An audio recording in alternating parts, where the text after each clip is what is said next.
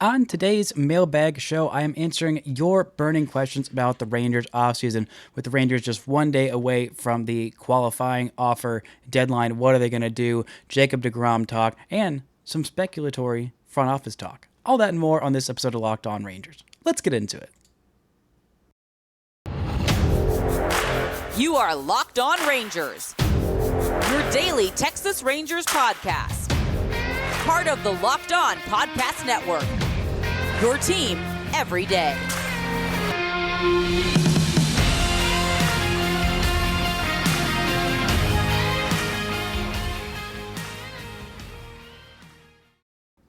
You are locked onto the Texas Rangers. I'm Bryce Patrick, a cripplingly addicted Texas Rangers fan since 2010, the founder and host for all 4 seasons of this Locked On Rangers podcast. Today is Monday, November 14th. Like I said before, just 1 day away from the qualifying offer deadline. Thank you all so much for making Locked On Rangers your first listen every single day. If you're not already, you can follow me on Twitter at Bryce Patrick. You can follow the show at Locked On Rangers and subscribe on YouTube, where the best way you can help grow the show is to comment any single thing below. Now, of course, I want to start with the most important news that came out this weekend. The Arizona Fall League surprise Segueros, your surprise Segueros, are Arizona Fall League champions. Congratulations to all the Rangers prospects who played on that team. Luisangel Acuna, Jace Easley, Cody Freeman, Trevor Hauver, Aaron Zavala, also Kumar Rocker, Nick Starr, Grant Wolfram as well. Congrats to all of those guys. Zavala,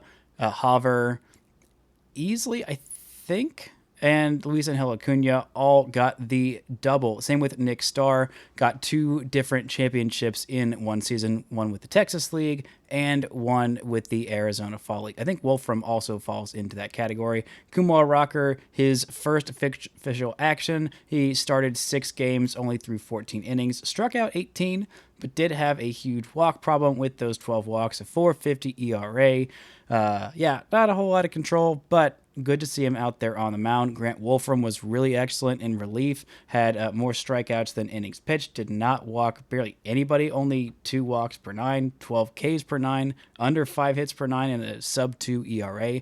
That was really solid. Not the best offensive showing for Luisangel Acuna, but did have a really nice start and a nice finish. Got a clutch hit late in the championship clinching game, finished with a 685 OPS in 21 games and 90 at-bats, but did steal 8 bags while only being caught twice. So, solid work for him. Good to see him get some extra reps. But Jace Easley was really the only offensive star for the Rangers. Zavala obviously had the injury. He's going to be out until May or June, which is a huge freaking bummer. But Easley, the outfielder, played 13 games, just 36 plate appearances, but put up a slash line with an OPS over 1,011. 39 on base over 550, slugged over 580. Really, really solid work for him in a very small sample size, but nice to see him get a championship. Nice to see all those guys get a championship and celebrate. And for the guys who got 2 rings in 1 year, wow, that's a heck of a thing to do. And major props to all those guys. Now, I do want to follow up with something that I said last week. I must have put my brain on backwards when I said after, I remember what was going on with my brain then, but I said that teams cannot sign their own free agents to long-term deals after they reject the qualifying offer. That's not true. I was confused by the new CBA and also a lot of talk that made it seem like if Martin Perez doesn't sign the qualifying offer, they are probably not going to be able to retain him, which would be the most maddening thing to happen this year. Of the many, many insanely maddening things, to not trade him at the peak of his value, only to say you have wanted the exclusive negotiating window, which they have already blown past and not come to a deal, and are pretty much hoping that he signs the qualifying offer, and then we'll see what happens from there. But that is just really, really frustrating news there, and I don't know what my brain was thinking, but I'm hoping that I'm wrong. I'm hoping that the Rangers do end up signing him to a multi-year deal. The ideal scenario is that he rejects the qualifying offer, and then literally like the next day, they come to a multi-year deal to keep him in Texas for a reasonable amount I don't know if that's going to happen. I think it's most likely at this point that he accepts the qualifying offer, which was one of my mailbag questions from Matt McCutcheon. My boy Matty set me up with a whole bunch of questions, as did you, the readers or listeners. Why am I saying readers? I'm not the Shutdown Fullcast. Anyway, a lot of you on Twitter asking me questions. I should have put out the call on like Friday or Thursday or whatever, completely brain farted, and then was getting ready to do some prep for the show. And I was like, oh, I have not put out a call for questions. So kind of a helter-skelter bag of questions, but y'all had some pretty darn good ones. These ones are from my boy Matty McCutcheon. Thoughts on Jon Daniels signing with Tampa Bay? Could the Rangers get former Astros GM James Click or the former Royals GM Dayton Moore to come in a special role? And what are expectations for Josh Jung next year / specific things that the coaching staff will work on? Well, let's take those one at a time. My thoughts on Jon Daniels, who has signed on to a part-time role to be kind of a senior advisor in the Tampa Bay Rays front office. That was kind of the role I think that he envisioned himself eventually stepping into once Chris Jung was taking the full reins as the Rangers GM. It's kind of a part-time role, just like, hey, I'm going to be here, you can use my experience, my wisdom of years, and I can kind of help you, guide you along through scenarios like I saw them, and then you can, take that and do what you will with it. Also, if you need me to reach out to people, I've got a lot of relationships, a lot of respect around the league. That is what the Rays saw in him. They already have a lot of the really great, player development. They've already done a pretty good job at retaining some of their talent, including signing Wander Franco to a very long-term lucrative deal, which I did not see coming. And I think they might be more aggressive in free agency this year, since it's looking like teams are being more willing to spend even when they're very good and in small markets. It's hopefully a nice sign that teams aren't just going to spend the absolute bottom of the barrel in payroll and never ever dish out a free agent contract unless they're generational stars that they want to keep in their hometown, which even the A's haven't really done. But I think that's a great signing for the Rays. I think it's great for Jon Daniels, and I'm hoping the Rangers can get somebody in that kind of role. I talked a little bit about it on Friday. I'm hoping that it's James Click. Dayton Moore would be fine. He is the former Royals GM. James Click is the now fired Astros GM, and as a nice little FU to the Astros, he could come over and join the Rangers and kind of teach them some of the secret ways of finding these 19, 20-year-old pitchers that are absolutely amazing, signing them for $10,000 and having them come out of nowhere and be absolute studs in the Major League, which the Astros have done time and time and time again, which is the vast majority of their rotation. So if the Rangers could figure out how to do that, from James Click, and he could stick it to the Astros for not giving him a multi-year extension after he won the freaking World Series with them, which, again, absolutely boneheaded, unbelievably weird move. That would be killing two birds with one stone, and I would really, really love that. As for Josh Jung, I've got a lot of thoughts about what the Rangers are going to ask of him, and the rest of your questions we're going to get into coming out. But first, this episode is brought to you by BetOnline. BetOnline.net is your number one source for sports betting info, stats, news, and analysis. Get the latest odds and trends for every professional and amateur league out there. From football to basketball, soccer, and esports, we've got it all at BetOnline. They have got some odds on the Rangers. I know that they have odds on Aaron Judge, where he signs if he does not re-sign with the Yankees. At this point, the Rangers are tied for 5th last time I checked, with the likes of, I believe, the Cardinals, and I want to say the Red Sox for the other team that they were tied with. Probably not going to happen, but if you have some feeling in your gut that the Rangers are going to sign Aaron Judge and confused literally everybody, you can head to BetOnline. It's the fastest and easiest way to find all of the information on your favorite sports and all the action there. Head to the website today or use a mobile device to learn more, because BetOnline, it's where the game starts. Now, as for expectations for Josh Jung next year, I'm hoping him to be, he's going to play third base every day. I think that is pretty assured.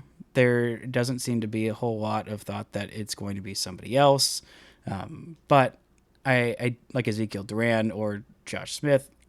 But I think there's a lot of things that the Rangers can work with him on. There were some struggles when he came up to the big leagues, and I didn't expect him to struggle as mightily as he did with how ridiculously hot he was at the plate in the minor leagues while he was rehabbing. The projections that Baseball Reference has on him next year, 251 plate appearances?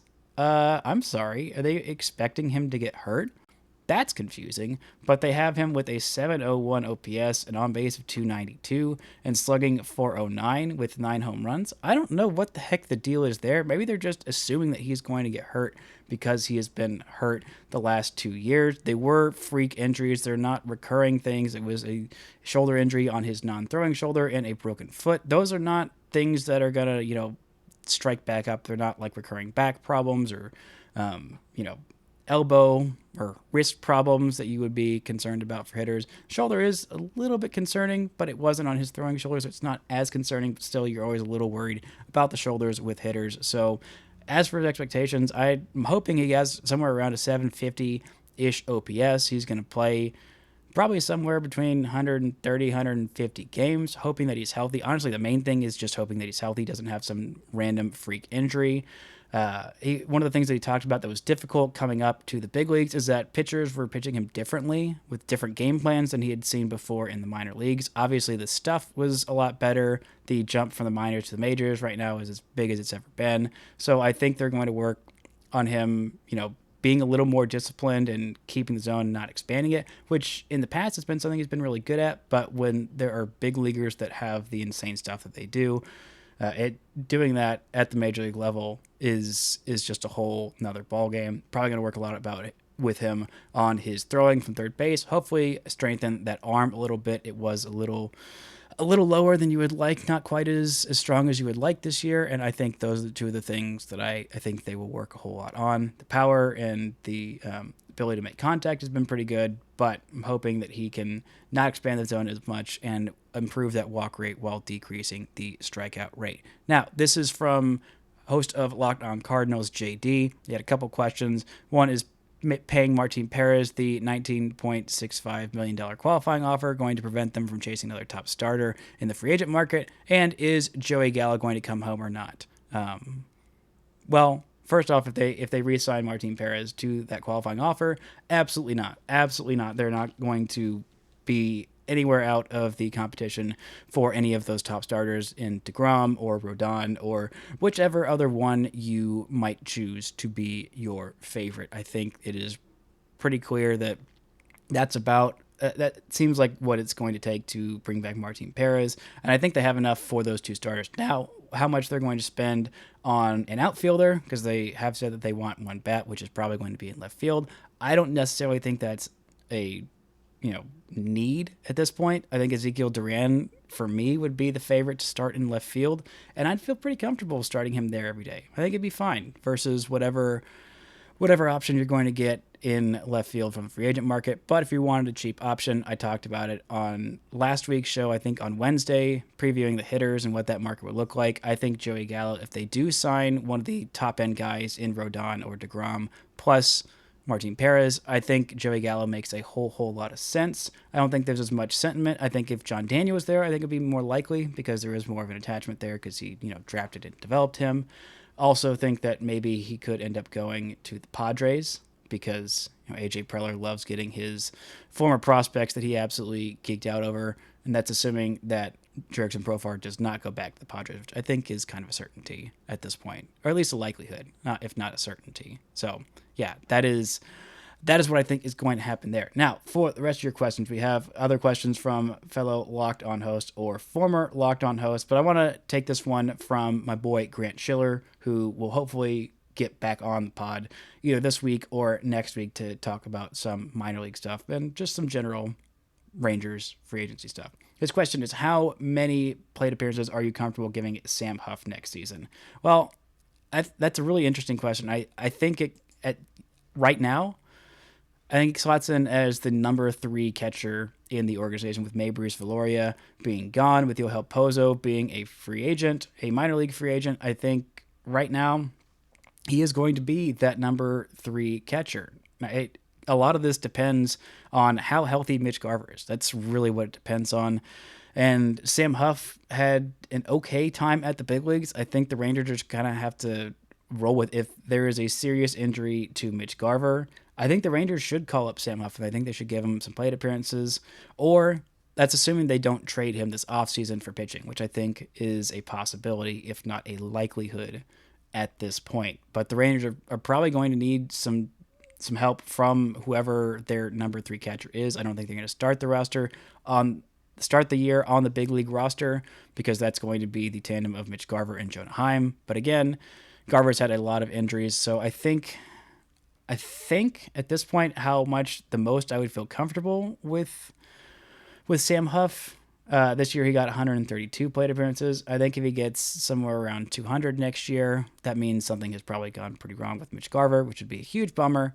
But I would feel comfortable with that if he got more than that. I think the most I'd feel comfortable with is like 300, and that's if you use the backup catcher, and that would be kind of a split scenario with him and Jon Heyman. So I don't envision a whole lot, but I think the most likely scenario is that they trade him. But I'm interested to see what he can do. I think he can handle a decent chunk at the big leagues, and I would have liked to see him in there just a little bit more at the end of last year, as opposed to bringing in some random veteran, Kevin Plawecki, that couldn't really hit. So we're going to get into more of your questions, but first, this word from our sponsors. Next question comes to us from Jason Burke, host of Locked On A's. He said, if the Rangers could only sign one player, who would it be? Well, for me, if I'm picking, I think it's Carlos Rodon. It's really close between him and deGrom, but I do have a lot of the same injury concerns with deGrom that all of you have. If they can sign deGrom and someone else, this is, by the way, with the provision that they could bring back Martin Perez. It's got to be a pitcher. It's got to be a top of the rotation pitcher. Clayton Kershaw is already off the market. Jacob deGrom is in there. Carlos Rodon and Justin Verlander is an option, but I haven't seen any buzz about that. I don't know exactly where Verlander is going to go. I would lean towards returning to the Astros, but they've also shown a proclivity to not spend a whole bunch of money, and I think Verlander is going to get a whole bunch of money. But Verlander could definitely be the exception there. So if they sign one, I think at this point I would lean towards Rodon. Rodon. That is my one pick. From Locked On MLB Prospects, that is hosted by our boy Lindsey Crosby. He said, you have a lot of infield prospects, and with Josh Jung taking third base, exactly 0 full-time starting spots available. How many of them are you comfortable trading to get a stud pitcher or two? Who is ideally suited to the outfield? Is there any position Luis Acuna couldn't play because it feels like he could do anything he wanted on a baseball field? I agree, Luis Acuna, and I think right now the infield is pretty set. I don't know entirely how focused the Rangers are on saying, all right, we're going to give Nathaniel Lowe first base, because he's been, pretty bad defensively there. I don't know if it would affect his offense, moving him to an everyday DH. I would be in favor of that, because then you could kind of move some guys around.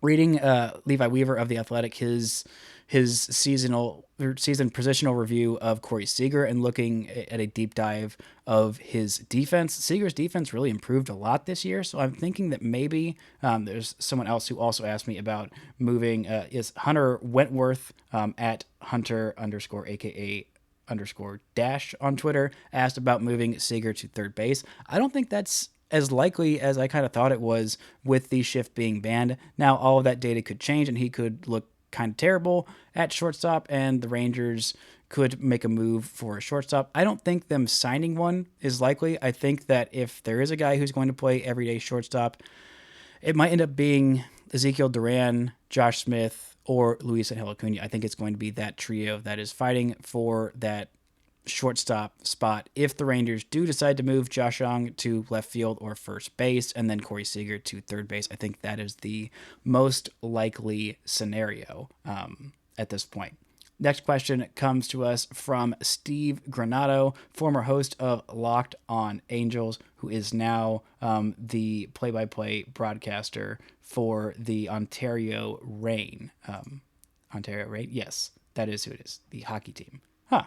Good for him. Anyway, he asks, how many years away do you think the Rangers are from legitimately contending in the AL West / what do they need to do to get there? Well, contending for a playoff spot versus contending for the AL West is a very different question. Right now, the AL West is one of the more dangerous, divisions in all of baseball. I think right now you've got to say that the NL East is the best division in baseball. I mean, the third best team in that division just went on to the World Series, took the Astros to 6 games, and unfortunately, we're not able to finish the job. But they've got two World Series winners in the last 5 years, and another team that made the World Series, and another team that's got a seemingly nearly unlimited payroll, a lot of really, really talented players, and won 101 games this year. That is the Nationals, the Braves have won a World Series, both those guys. Nearly had the Phillies win one as well. The Marlins are, sneaky talented, have just insanely good pitching every year, have literally less than zero offense, which I think I'll get into on tomorrow's show, talking about who the Rangers could trade for. There's going to be a lot of potential speculatory trades with the Marlins and with the Brewers as well. Maybe even some look at some of the Guardians pitchers. But I think the Rangers are going to have to do a lot to get to the Astros level. Even if the Astros do lose Justin Verlander, they have Hunter Brown, who's already come up and made his major league debut against the Rangers. Looked absolutely fantastic. The guy looks like a mini Justin Verlander. Like, his delivery, his stuff is absolutely insane. I mean, Framber Valdez, I think, was their best pitcher all year, even though Justin Verlander had some prettier stats. Like, Framber Valdez was absolutely insane. Christian Javier is really dang good, and the rest of their lineup is really talented as well. Unless you see Alex Bregman leaving when he hits free agency, and which I gotta believe it's not next year, but it might be the year after that. It might even be next year. And if little Jose Altuve retires, I mean, they still got so many talented players. Jeremy Pena is insanely good. They've still got Yordan Alvarez for several more years if they don't decide to extend him. Kyle Tucker is still insanely good. Like, their team is just so freaking deep, and they won 100+ games this year. And the Mariners are going nowhere but up. So where the Rangers are in terms of time away for realistically contending from the AL West, it's not going to happen this year unless they somehow sign deGrom and Rodon and go get some other huge bat. I think that's what it's going to take. Or, Josh Jung having just an absolutely incredible season. I think that's also what it would take. You have to have another leap forward from Adolis Garcia. I think it's just, there's a lot of things that need to happen for the Rangers to get contending for that division. Now, that's different than contending from the wild card. I do think if they add one of Rodon or deGrom, I think that makes them in a really good spot for contending for a wild card spot. They have a lot of depth. The offense at the top end is pretty good. I think Corey Seager is due for a bounce back year, as is Marcus Semien. We've already seen what Nathaniel Lowe can do, and a healthy Mitch Garver and a less of a workload on Jonah Heim could lead both of them to be really darn good for the Rangers. So I think realistically contending for the AL West, I think 2024 at the earliest, and it's going to depend a lot on how these top pitching prospects pan out and how soon, honestly, Evan Carter can get to the big leagues and how high Josh Jung's ceiling is, which I think is pretty high. I really like the kid, and I'm really high on him. But I think, it's going to take, Jack freaking Leiter making the big leagues, Kumar Rocker being somewhere around what the Rangers imagined him, and we'll see how fast Brock Porter can work his way through the system. I think he's probably 4 years away. I've literally no idea, but he seemed like a pretty polished kid, and maybe Cole Winn can figure out his struggles. So the Rangers have a lot of things to get right to be contending for the AL West, but I think they've got the pieces there that you can see the vision much more so than even just a year ago. It was really down in the depths about the future of this club, and that was even before the Mariners broke out. But I like where this team is headed. I like that they are willing to spend a lot of money when not as nearly as many teams are, and I think that is going to be a huge, huge benefit for them, especially if they can get someone like Jacob freaking deGrom. Now, we also have a question from JTB on Twitter at Jack_Hole21. He asks, when should signings really start happening? Once the qualifying offer deadline has passed? Yeah, I think I think that's about when everything is going to start going down again. Let me look up real quick when the winter meetings are, because usually things don't happen until there are deadlines and stuff. And so the deadline for the qualifying offers is Tuesday at 4 p.m. Central Time, 5 p.m., whatever time it is, 2 p.m. West Coast time, and 5 p.m. Eastern time. So whatever time zone you're in, if you're in America and you're not in the mountain or whatever Arizona is doing with its time zones, those are the times. If you are in a foreign country that has a different time zone than that, you're gonna have to do the math on your own. Very sorry about that, but I'm trying to stop doing math live on my show so y'all can see how dumb I am at math. But the winter meetings, if they don't happen at the end of this week, I think like right around Tuesday, there's going to be a lot of moves on that deadline as well. The Rays are reportedly looking into trades for pitchers. The Rangers are not, according to the sources that John Morosi has, they are not in the mix for making those trades with the Rays, which I think makes sense because the Rays are trying to clear spots for their 40-man roster. I think the Rangers could be making some trades, as soon as tomorrow. I'm going to record either tonight or early tomorrow morning a episode projecting what trades could look like, because the Rangers also have to make a lot of room on their 40-man. And so the winter meetings are December 4th through the 7th in San Diego. And I think that's also when a lot of things could be happening. Could be happening later. Last year completely warped what our perception for a normal free agency looks like. And I think that it might be a little more spread out than last year. Having that, imminent lockout deadline definitely helped push everything along. But even then, we still saw a lot of players sign after the lockout, including Clayton Kershaw, and I believe Nick Castellanos as well signed after that deadline. So we'll see what that looks like. But I think obviously the big times that we're going to see it is, this week. We're also going to see it at the winter meetings, and whatever happens in between this week and then is completely up in the air. But I'm sure there's going to be a lot of rumors, which I'm very excited to look into. Now, the last question I have comes from buddy Deerchair at, I believe it's Deer_chair on Twitter. He says, we've been seeing the beginnings of the new Chris Young regime, one that doesn't have as much emotional attachment and that naturally comes with working with certain people or players for a long time. Allard and Solak have been traded. Others have been claimed. If you were to guess the other players or even front office people Young wouldn't be as attached to as John Daniels, who would they be? Now, this is an interesting question, and I'm very glad that old buddy Deerch asked it, because I think part of it is a lack of sentimentality. I do think that some of these moves, actually a lot of these different moves, would be done if John Daniels was still in charge. I'm surprised they weren't done sooner. I think if Chris Young had been in charge this whole time, he probably would have cut bait on Solak and Allard a little bit sooner.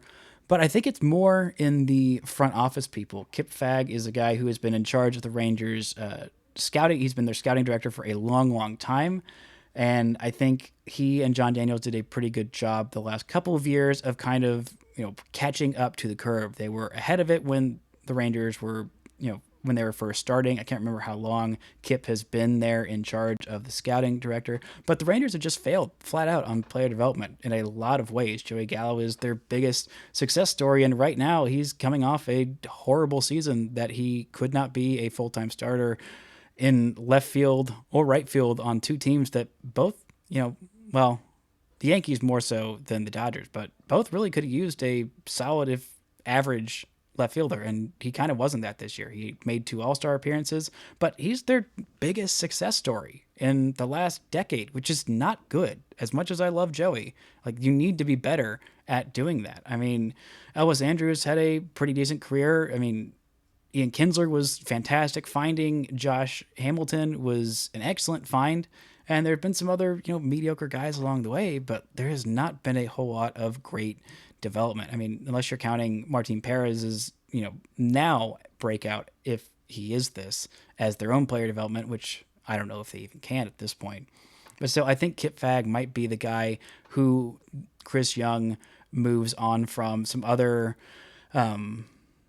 pitching development guys, I think we've already seen a lot of moves there. We saw them right at the end of the season.